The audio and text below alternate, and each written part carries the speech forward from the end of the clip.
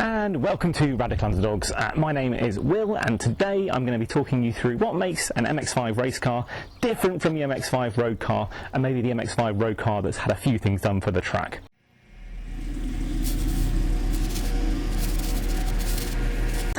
So, starting out at the front, we've had a mascot here. He's been doing a bit of work on the car. 1.6 engine, which is standard.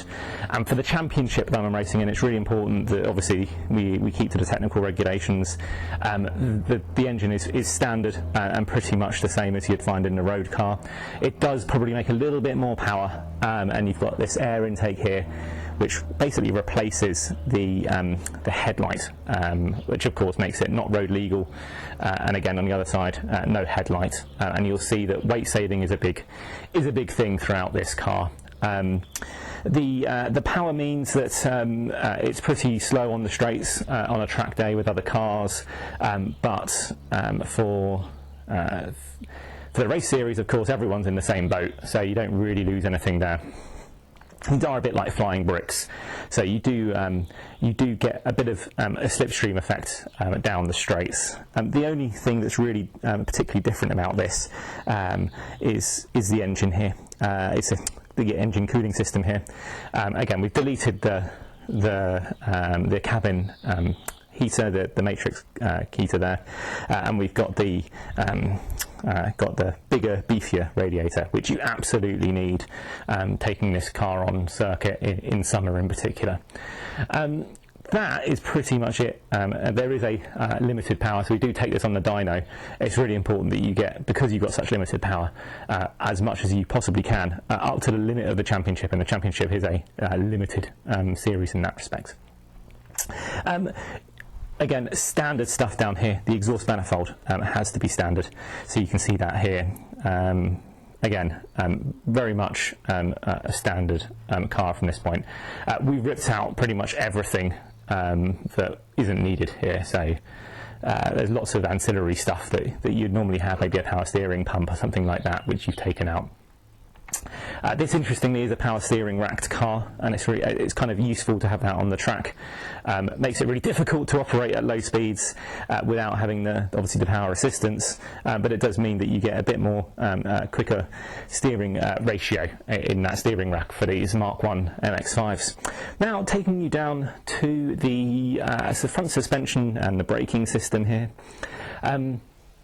Again, it's a standard braking system, and that's down to the championship that I race in. I'm sure you get benefits from upgrading that, but are absolutely limited by the championship here. The only thing that we're really free on is the brake pad compound, and I think I can probably talk to you a little bit about what I think about the brake pads here. So. The brake pads I've been through have been basically I've been through EBC yellow stuffs. I've had some Mintex pads, and I'm now on Carbatec pads. The EBC stuff was not for me. I don't think. From my experience of it, wasn't great. Feel wasn't great, and they did wear out pretty much after one weekend.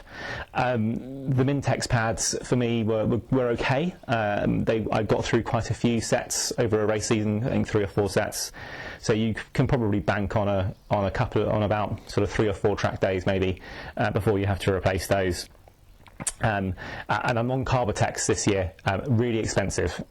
Some people have said that they've gone through the whole season without having to change them.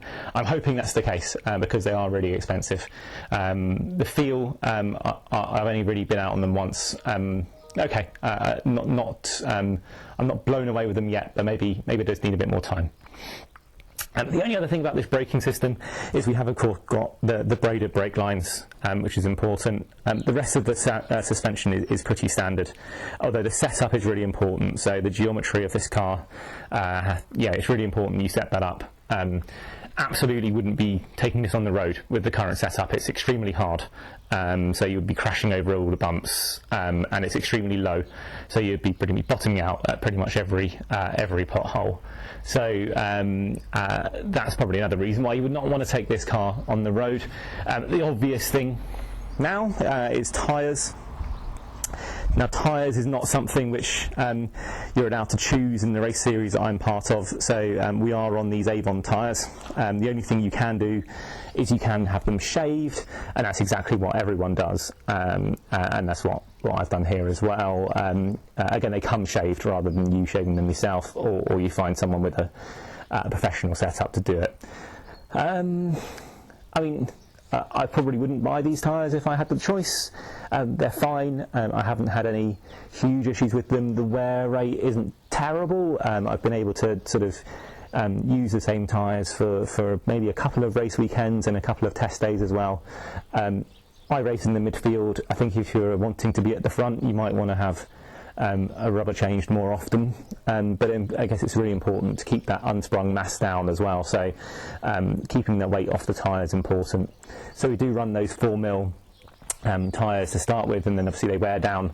And the championship, again, I race in, they say that you have to have, I think, 1.6mm, or whatever the legal minimum is in the UK, to start a race, and I think that's just stopping, that's a safety thing to stop the tyres blowing in the event that that does happen. So I'm going to walk you around to the rest of the car now. So I'll start you off on the passenger side and into the cabin. So you'll see again, weight is a huge thing that we take seriously. It makes a huge difference to the pace of the car. 960 kilos is what the minimum weight is in the championship that I race in. And again, we want to get as close to that as possible. And so basically you take everything out to achieve that. The door bars, again, you cut pretty much the doors entirely out, and the only thing you add is really the safety systems. So you've got the roll cage that's been added in, you've got the camera systems. Obviously we just use GoPros. Some people use some more expensive stuff than that, and obviously the fire extinguishers, which needs to be serviced every couple of years. We've moved the ECU as well, just to give the passengers, when I do take them on a track day, a bit of extra space. But in terms of those seats, again, we've mounted them basically to these extra plates that we've welded onto the floor. That just gives the extra rigidity necessary for those seats. If you use the standard seat rails, they are a pain, by the way. I think there's no way of describing it except a huge pain to set these seats up.